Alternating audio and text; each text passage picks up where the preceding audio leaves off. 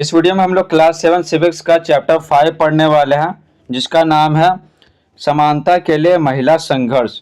तो और किताब का नाम है सामाजिक, आर्थिक एवं राजनीतिक जीवन। तो इस चैप्टर में जितना क्वेश्चन आंसर दिया हुआ है ना अभ्यास का, वो सब के सब सॉल्व करेंगे। तो चलिए बिना समय गवाए वीडियो को स्टार्ट करते हैं। तो पहला प्रश्न है अभ्यास का, आपके विचार से महिलाओं के बारे में यह प्रचलित धारणा है कि पुरुषों के समान वे कार्य नहीं कर सकती हैं। आपके विचार से यह महिलाओं के अधिकार को कैसे प्रभावित करता है? तो देखिए उत्तर लिखेंगे, यह महिलाओं के अधिकार को बुरी तरह से प्रभावित करता है कि पुरुषों के समान महिलाएं कार्य नहीं कर सकती।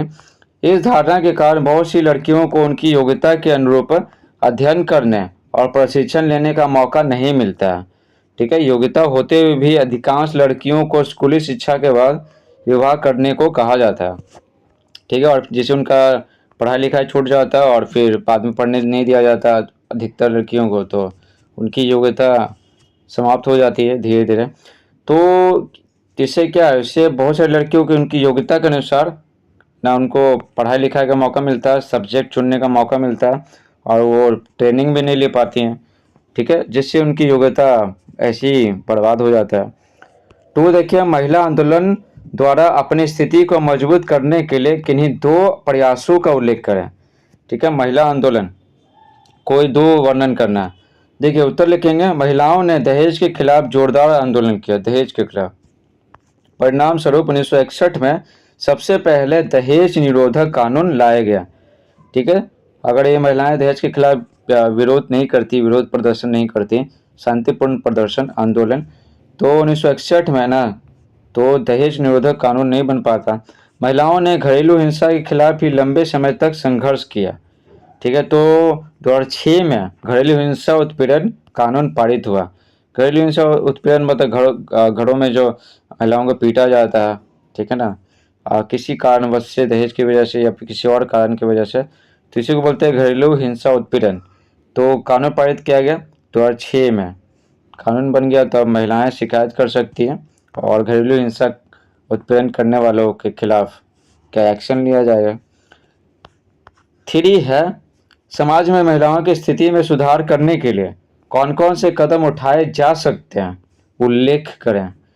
तो देखिए उत्तर लिखेंगे, समाज में महिलाओं की स्थिति में सुधार करने के लिए निम्नलिखित कदम उठाए जा सकते हैं। देखिए पहला है सोच बदला जाए। पहले तो सोच है, सोच बदलेगा तभी समाज बदलेगा। ठीक है, तो पहला सोच बदला जाए कि लड़कियां वे सब काम नहीं कर सकती है जो पुरुष करते हैं। तो जब ये सोच बदल जाएगा तो समाज भी बदल जाएगा धीरे धीरे।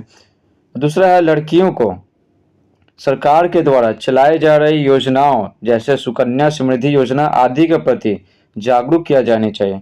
तो लड़कियों के उत्थान के लिए ढेर सारी योजनाएं चलाई जा रही है सरकार के द्वारा, लेकिन बहुत सारे लोगों को पता ही नहीं रहता, जिससे उनको फ़ायदा नहीं मिल पाता है और अपना वो विकास नहीं कर पाता है।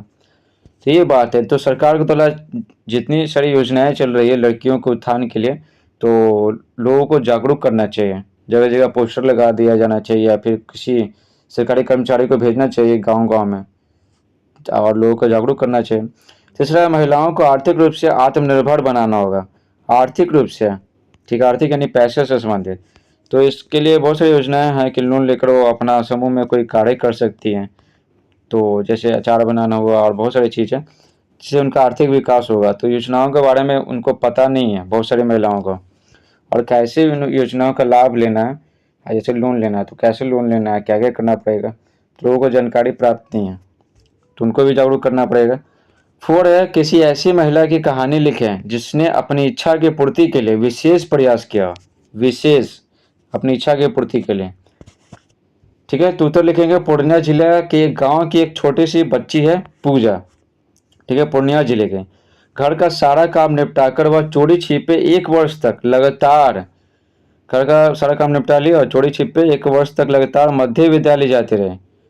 ठीक है, पढ़ने के लिए। उसके परिवार वाले, स्पेशली जो पिता, तो उसको नहीं पढ़ाना चाहता था।